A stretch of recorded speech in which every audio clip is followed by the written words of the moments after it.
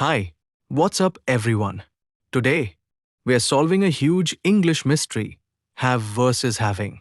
I'm going to give you simple rules so you can stop making that one common mistake and know exactly which one to use every time. Part 1, the 3 jobs of have. First, let's look at the basic verb. Have.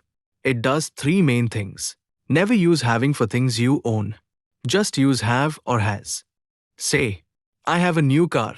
Do not say I am having a new car. You already have it. Job number 2. Have is a helper verb. It teams up with another verb to form the perfect tenses. For example, we have finished our work. The word have just helps the verb finish. Or, he had already left when I arrived. Simple as that. Job number 3.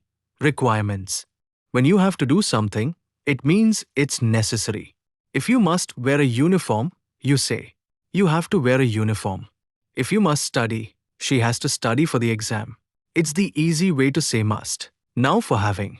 This is the word you use when have means to do something. It must always be an action verb.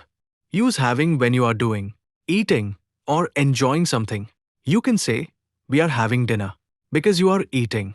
Or, she is having a great time, because she is experiencing joy. We also use having when you are dealing with a situation, especially negative ones. Like he is having some problems with his computer, meaning he is currently dealing with a broken machine. It also covers major events. She is having a baby in 2 months.